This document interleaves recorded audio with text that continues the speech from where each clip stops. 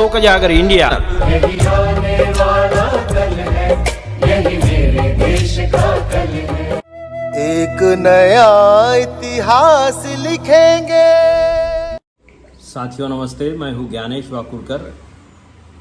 आप देख रहे हैं लोक जागर इंडिया चैनल और आज हम खुल्लम खुल्ला बात करेंगे ये बहुत ही स्फोटक विषय पर। असल में महाराष्ट्र में शिवसेना, उद्धव ठाकरे, संजय राउत, इनके मामले में ज़्यादा कुछ बोलने की ज़रूरत है नहीं, सभी को मालूम है। लेकिन आज संजय राउत के एक किताब का प्रकाशन होने जा रहा है। उस किताब का नाम है नरकातला स्वर्ग।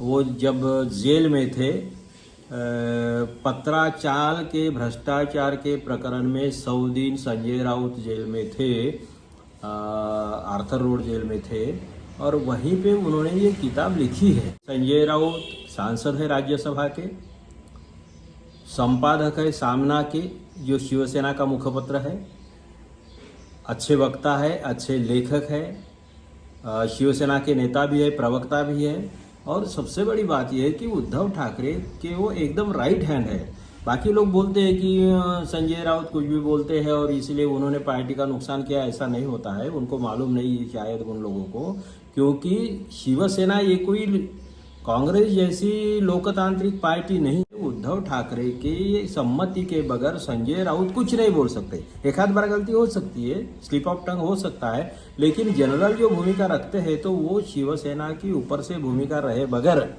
संजय राउत या कोई भी किसी की भी वो हिम्मत नहीं हो सकती है।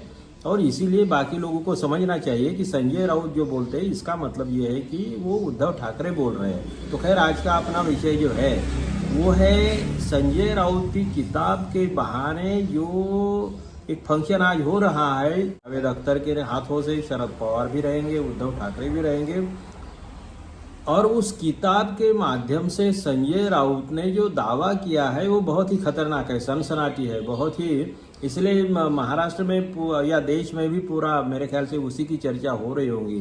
संजय राउत ने उसमें बोला कि राजा का संदेश साफ है, एक प्रकरण है उस किताब में, और उन्होंने बोला कि अमित शाह को बाला साहब ठाकरे ने जिस तरीके से बचाया, बड़े संकट में थे, बड़े मुसीबत में थे। संजय राउत का दावा यह है कि अमित शाह ने बाला साहब ठाकरे को फोन किया था जब वो तड़ीपार थे, यूपी में थे, बड़े मुसीबत में थे, उनके खिलाफ हत्या, अपहरण, साजिश के कई मामले भी थे, उनको कोई बचा नहीं सकता था। इसीलिए शाह ने बाला साहब ठाकरे को फोन किया और फिर शाह ने बताया कि बाला साहब मैं अड़चन में हूँ, तड़ीपार हूँ, आप मेरी मदद करेंगे तो मुझे रिलीफ मिल सकता है। और इसीलिए उनके कहने से बाला साहब ठाकरे ने मनोहर जोशी के, जो तत्कालीन मुख्यमंत्री है महाराष्ट्र के, मनोहर जोशी के फोन से बात की, वो विशिष्ट जज से या विशिष्ट व्यक्ति से समझ लीजिए, और उनको बोला आप भी हिंदू हो, आप जिस भी कुर्सी पे बैठे हो लेकिन हिंदू हो ये भूलो मत। और इसीलिए कहने का मतलब ये था कि इसीलिए आप अमित शाह को मदद करो। और फिर उनके फोन के मुताबिक अमित शाह को न्याय मिल गया, ये संजय राउत का दावा है। लेकिन बाद में अमित शाह ने क्या किया ऐसा भी उन्होंने बोला है। अब साथियों मेन बात ये है कि आज का हमारा विषय है, खुल्लम खुल्ला बात करेंगे में हमें ये सोचना है कि अमित शाह या संजय राउत की किताब में ही ये भी दावा है कि शरद पवार ने नरेंद्र मोदी को बचाया।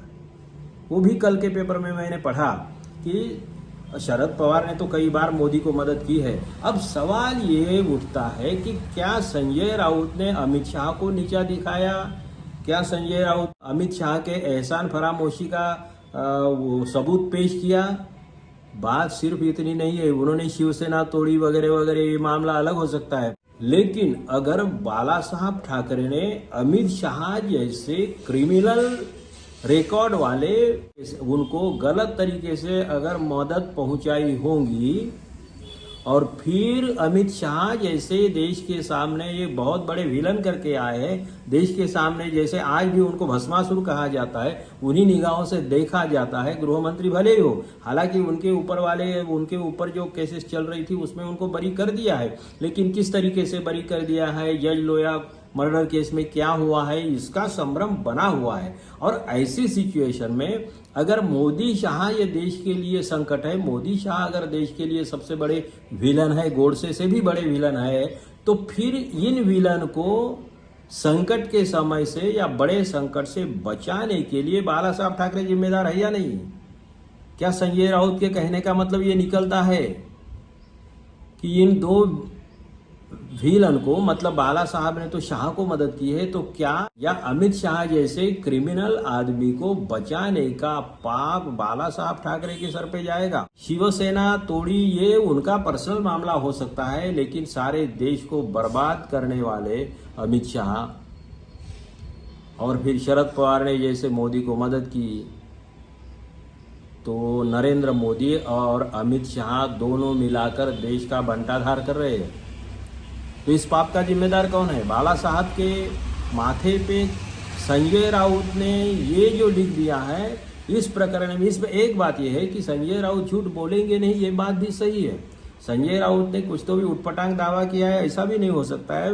शाह ने डेफिनेटली फोन किया होगा और बाला साहब का रुतबा भी था, बाला साहब ने उन्होंने उतना सोचा नहीं कि ये भस्मासुर इतना बड़ा हो जाएगा। लेकिन बात सोचिए कि जिनके ऊपर गुजरात दंगों जैसे आरोप है या गुजरात नरसंहार जैसे आरोप है, ऐसे लोगों को बचाना कहाँ की राजनीति है? या हिंदुत्व के नाम पे आप मानवता के खिलाफ काम करने वाले लोगों को और मानव शैतानों को भी बचा लेंगे, ये कहाँ की राजनीति है? और अगर ऐसा कोई भी करता है तो उसे विलन कहा जाएगा या हीरो कहा जाएगा? बाला साहब ठाकरे के खाते में भी कुछ ना कुछ दोष तो जाएगा ना। तो ये जो बातें है, राजनीति का ये भयान चेहरा है। ये अपने हितों के लिए मानवता के खिलाफ काम करने वाले लोगों को आप, अगर आपके साथ में काम है, आपकी युति अगर है, तो आप उसको बचा लोगे, इंसानियत को खतरे में डाल दोगे, देश की एकता को खतरे में डाल दोगे। खुल्लम खुल्ला बात करेंगे मैं आज। सवाल यह है कि मोदी जैसे आदमी को अगर शरद पवार ने बचाया है, मदद पहुंचाई है, तो देश की बर्बादी के लिए क्या मोदी शाह के बाद में शरद पवार भी जिम्मेदार है? रहेंगे? इतिहास में ये लिखा जाएगा।